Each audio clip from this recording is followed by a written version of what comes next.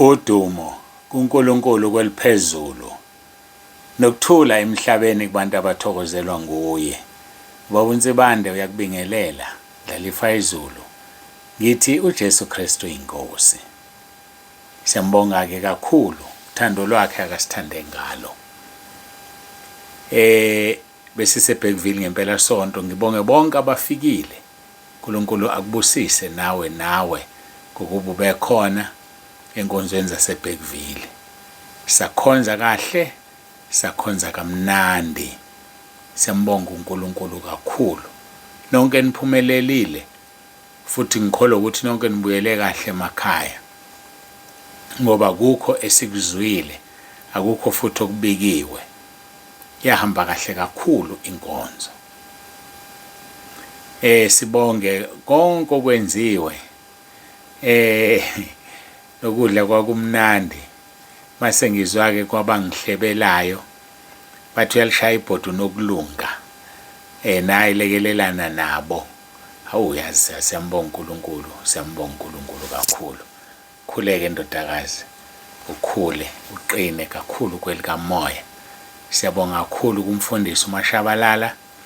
Sibonge wasiphathela uhlelo indodakazi yakhe. Siphinde sibonge futhi kakhulu kubo bonke abafakazayo nabenza lolu suku lwaba impumelelo. Sibonge nomshayi wensimbi ubanele. Siyabonga kakhulu uNkulunkulu akubusise. Ngifuna ungena kulolu daba lwesibili ke manje. uOctober usuyaphela bazalwane, uyaphela uOctober. Bazokhumbula ke sesibe nabo ekhaya lezwi kule minyaka edlulile. Kube kungaqali ngoba kusekhaya lezwi inkonzo esayinikezwe ENtabeni siqala. Intaba iqale ngo-2011. Ngo-2012 uNkulunkulu wayesesinika lenkonzo. Inkonzo siyenza ngoNovember nangoDisemba. Inkonzo yolibo. Inkonzo yomnikelo wolibo. Siyambonga ke kakhulu uNkulunkulu. Ngithi ngikhumbuze ukuthi sekuyena uNovember nangoDisemba abazalwane abathandayo ukunikela umnikelo wolibo. Ngizoyifaka le VN noma indangazi noma ngiyifake nje noma ingene ibe inkonzo ngoba ngangichaze enkonzweni ngase ngiyayibeka echaza ukuthi uyini umnikelo wolibo. Umnikelo wolibo isazolalela ke ngizwe noma ngizoyifaka igcino yeNkosi kusasa. Singabi na inkonzo kusasa kungena inkonzo yolibo icacisa ngolibo. Noma ngizoyifaka nje esikhaleni sigcine sibe nayo futhi inkonzo kusasa angazi. Kodwa ke ulibo luyachazwa ukuthi lumnikelo onjani wolibo. Kunikela umuntu othandayo. Umnikelo wolibo usezwini leNkosi. Umnikelo osezwini. Baba uNsibande akayenzi into engekho ezwini. Akayikhuthazi into engekho ezwini. So ke siyathola lapha kwizaga chapter 3 uverse 9 no verse 10 uthi dumisa uJehova ngempahla yakho nangolibo lwazo zonke izithelo zakho. Izinqolobane zakho zigcwale ngobuningi nezikhamo zakho zichichime ngewayini elisha. Ilapho ke lenkonzo dumisa uNkulunkulu ngempahla yakho nangolibo lwazo zonke izithelo zakho. Izinqolobane zakho mawenze njalo zizogcwala ngobuningi nezikhamo zakho zichichime ngewayini elisha. Sizoyithola ke lo nkonzo ngisazolalela noma ngifaka yona kusasa inkonzo yolibo. Kusho ukuthi ke njengoba kuqalwa uNovember noDisemba izinyanga lezo esinikela ngazo ulibo ekhaya lezwi nasentabeni yendlu kaJehova kuyabonelelwa. Labo abathandayo futhi ayinasi isinqumo kodwa nje uNkulunkulu uyagcwalisa izinqolobane zakho ngobuningi nezikhamo zakho zichichime ngewayini. Ukhumbuleke izwi leNkosi licacile ukuthi uma utshala ingcosana uvuna ingcosana, mawutshala kakhulu uvuna kakhulu. Ngiyabonga. UJesu Kristu yinkosi. Ngiyacela ukuthi ngithandaze siye enkonzweni yanamhlanje esizoyithola kukaJohn chapter 17. John chapter 17. Sebethintiweke okusuku lwabo lombhabhadiso ongomhla ka-10 kuNovemba. Mhla ka-10 November sinenkonzo yombhabhadiso. Sacela-ke ukuthi enkonzweni yombhabhadiso asizuphelezelwa abantu abaningi, ngoba isikhathi esiningi ubaba uNsibando uyayithwala indleko zakhona, kuphunywa enkonzweni kube nokudla. Ngakho-ke awukwazi ukulanda inqwaba yabantu. Uma ngingaphazami angisakhumbuli kahle noma ngithe abantu ababili per person, abantu ababili ngomuntu. Sikuthatha kuphi kuma calculations arafu nje, sithi mhlawumbe umuntu wesifazane ufuna ukubhabhadiswa, akanayo imoto, ebese ecela ubhuti wakhe, bhuti wami ngicela ungiphelezele ngiyobhabhadiswa ngoba unemoto. Ebese ethi ubhuti wakhe, hawu sisi wami ngizophatha phela nomakoti wakini-ke, sohamba sobathathu. Bese beyeza. So ngabe amagama kizwakala lokho, kodwa hayi ukuthi umuntu aphelezelwe itekisi, hayi ukuthi umuntu aphelezelwe ibranch yonke. Cha bazalwane, siyacela kakhulu ngoba asiphekisane la, asikho isipheke sizokhishwa, kodwa futhi bonke bazohamba bedlile. Isicelo-ke leso ukuthi musuphelezelwa abantu abangaphezulu kuka-2, wena wesithathu. Uma-ke kwenzeka kuba nabantu abaningi abafuna ukukuphelezela, hayi-ke sesocela ukuthi ufake isipheko kusukela kumuntu wesithathu. Angithi wena uphelezelwa ababili, owesithathu-ke kuya phezulu, sicela isipheko usiphekise nje impela. Usiphekise muhle u100 ngomuntu oweqe ngaye kwababili, ngomuntu oweqe ngaye kwababili. Siyacela-ke kusho ukuthi uma wena uphelezelwa abantu abawu6, kusho ukuthi-ke u2 walabo bantu u-right, bese kuthi-ke abawu4 uzo-eda-ke u400 ngomuntu, ngaphe u100 umuntu, kusho ukuthi u400 wena ngoba weqe ngabantu abawu4. Ngethemba icacile lento ezwakala. Sizama ukungakhuthazi ukuphelezelwa kuze kuhambe ibranch yonke nje ngoba kubhabhathisa usibanibani. Cha bazalwane, siyacela sizama ukungakhuthazi lokho. Hayike angidluleke lapho. Siguqe sikhuleke siyenkonzweni yethu yanamhlanje. Sisasekhona emkhulekweni weNkosi yethu uJesu Kristu. UJesu Kristu yinkosi. Ngise studio 3.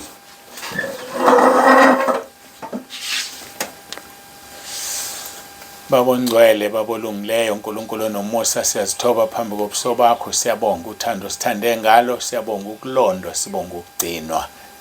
Akekho uNkulunkulu ofana nawe. Siyabonga Nkosi, sibonga ukuthi wasigcina, wasilondoloza. Sibonga imkhuleko wabasikhulekela yona abantwana bakho. Siya Bekville noma sesibuya. Siyabonga kakhulu uNkulunkulu wami nomusa, sibonga uthando lwakho. Babusise bonke Nkosi abasikhulekelayo, ngiyacela ubabusise. Wenza izwi lakho lapha kuJob 42 verse 10, lapho wambuyisela khona zonke izinto uJobe lapho ekhulekela abangani bakhe. Namanje-ke Nkosi basize ubabusise abasikhulekelayo. Siyacela Nkosi ubenzele umusa. Ngiyacela-ke namanje ube kanye nathi kuyo le nkonzo. Ngiqalekisa imimoya, amadimoni, amandla obumnyama, umoya wokungalaleli, umoya wobuthongo, abanye bayilalela balale. Ngiyacela Nkosi ukuthi wenze umsebenzi ngegama leNkosi uJesu Kristu ophilayo. UJesu Kristu yinkosi. Amen.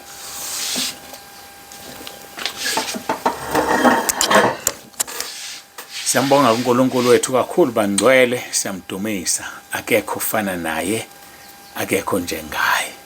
Sofunda izwi leNkosi, umkhuleko weNkosi yethu uJesu Kristu, sisaqhubeka nobukhulu nobukhosi beNkosi yethu uJesu Kristu. Chapter 17 ngokaJohane, sifunda uverse 1 noverse 2. UJesu wakhuluma lokho wayesephakamisela amehlo akhe ezulwini wathi, Baba, isikhathi sifikile, khazimulisa indodana yakho ukuze indodana ikukhazimulise wena.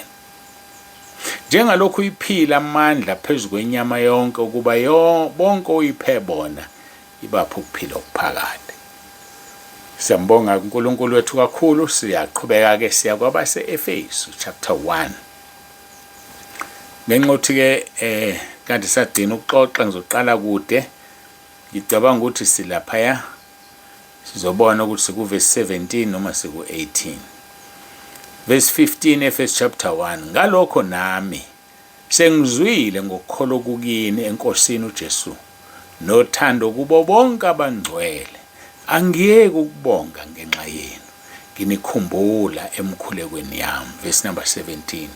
Ukuze uNkulunkulu weNkosi yethu uJesu Kristu, uyise wenkazimulo, aniphe umoya wokuhlakanipha nokwambulelwa ekumazini yena.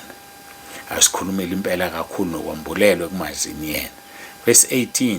Ekhanyisiwe amehlo enhliziyo yenu, nize nazi okuyithemba lobizo lwakhe nokuyingcebo yenkazimulo yefa lakhe kubo abangcwele.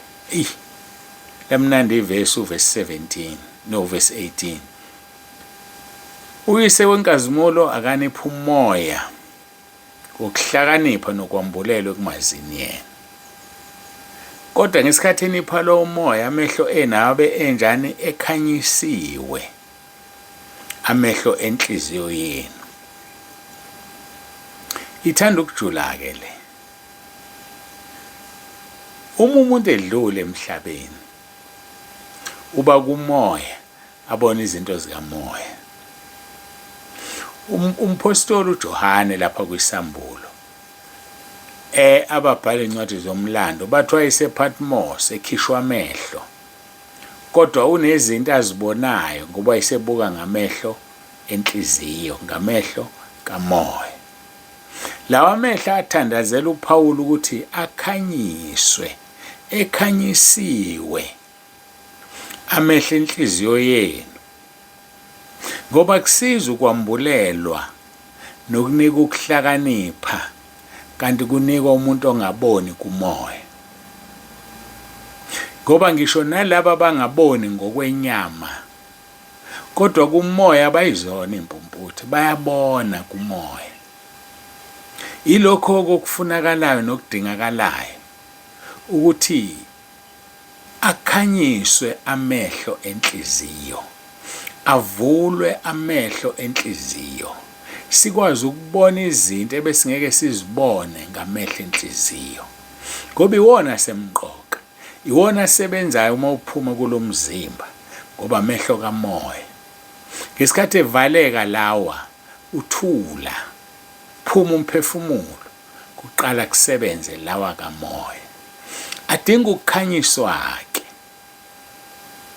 ngezwi likaNkulunkulu, ngoba liyini, liyisibane enyaweni zethu, liwukhanya endleleni yethu. La mehlo nje adinga izwi. Azathi lapha kuJob 31 noma 33, ngenze isivumelwano namehlo ami, ngingabuka kanjani intombi na? Ngoba siyadinga ukwenza isivumelwano namehlo ethu. Kanti uyadinga futhi ukwenza isivumelwano namehlo akho kamoya ukuthi ahlale ekhanyisiwe, ahlale ebuka izinto zikamoya, ahlale ebuka izinto zezulu. Asemqoka ngendlela emangalisayo amehlo kamoya. Khona abantu abaye bathi mangibuka nje umuntu wesilisa nowesifazane, ngiyamkhumula ngamehlo engqondo, ngimbabone sebelele. Yabona lawo mehlo angcolile, amnyama bhuqa wakhanyisiwe.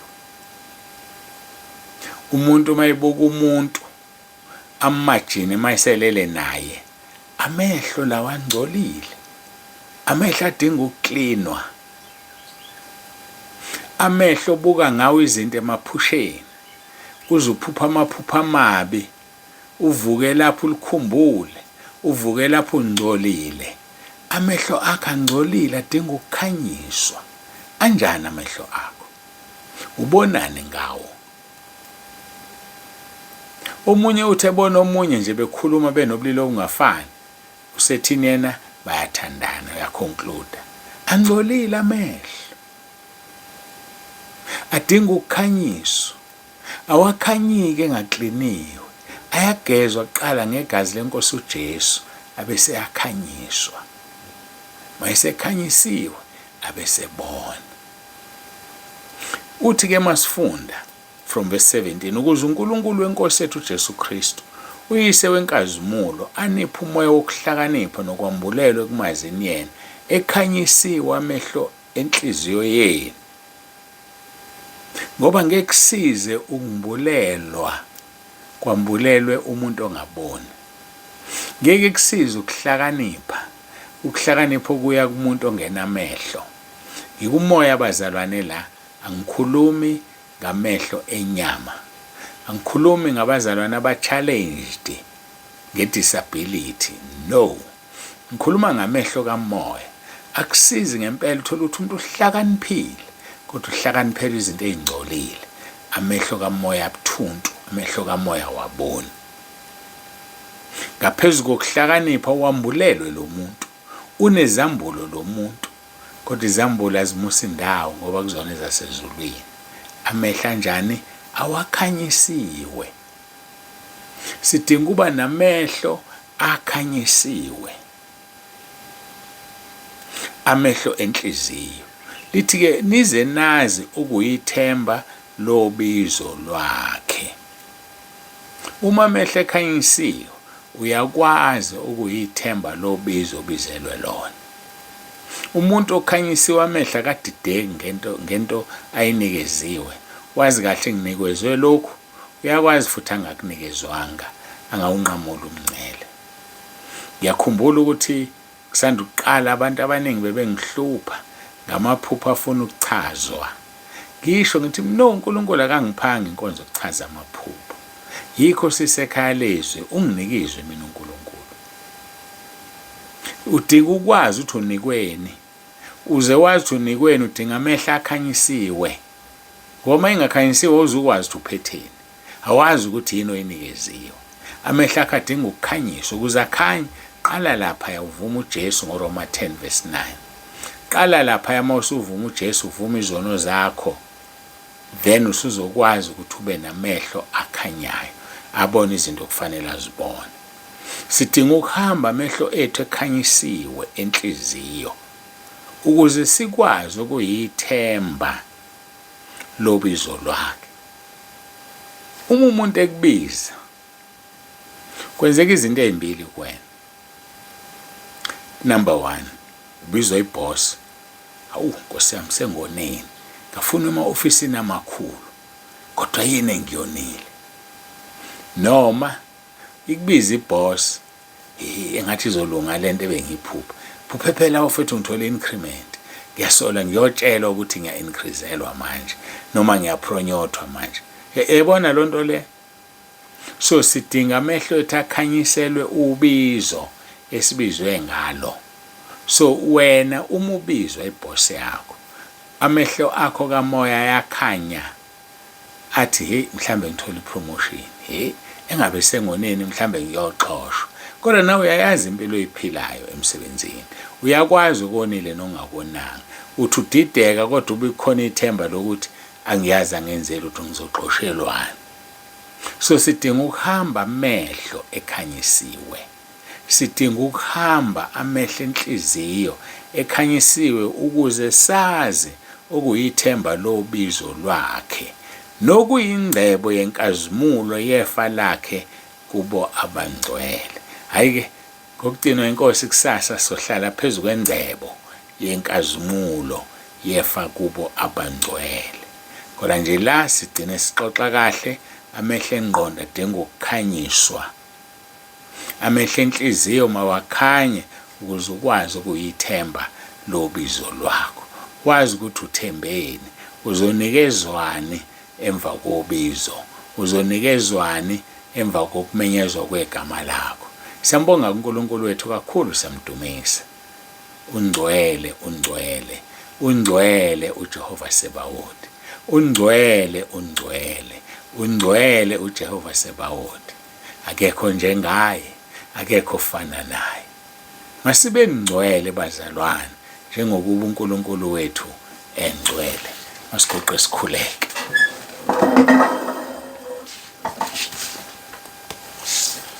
Baba olungileyo, siyabonga kakhulu ngakho konke. Siyabonga Nkosi ngale nkonzo. Siyezwa Nkosi ugcizelela ubungcwele, ngoba Nkosi kuyasho ukuthi usuzobuya. Ngaphandle kobungcwele akekho ozokubona. Siyabonga Nkosi kakhulu namhlanje mawusagcizelela ubungcwele. Ugcizelela ukuthi amehlo ethu awakhanyiswe ukuze sikwazi ukuyithemba lo bizo. Siyakhuleka ke Nkosi, singahambi amehlo engakhanyisiwe. Siza kube yilo naloyo manje ngiyakhuleka. Qinisa Nkosi abasemkhosini, uyabazi. Banye babamba imikhosi emide. Ngiyabakhulekela Nkosi, bapha amandla ukubekezela, amandla okuqhubeka. Kukhona konke ke Nkosi nginikela kuwena. Nginikela kuwe uqobo lwami ngqo. Nginikela kuwe umndeni wami. Nginikela kuwe ikhaya lezwi. Nginikela kuwe intaba yendlu kaJehova kuyabonelelwa. Nginikela kuwe konke Nkosi, kuba wena wafa esiphambanweni wasithenga ngegazi lakho. Khulekela abagulayo Nkosi, ngicela ubaphilise. Ngikhulekela Nkosi abaletha abantu bangimangalisa, bayangithobisa. Ngiyacela ubabusise uNkulunkulu nomusa. Sisize sibambe le target ka-10,000 ngoMarch next year. Ngiyacela Nkosi, ngiyacela uNkulunkulu wami, udumo lonke lungu lwakho lukufanele, uJesu Kristu iNkosi. Amen.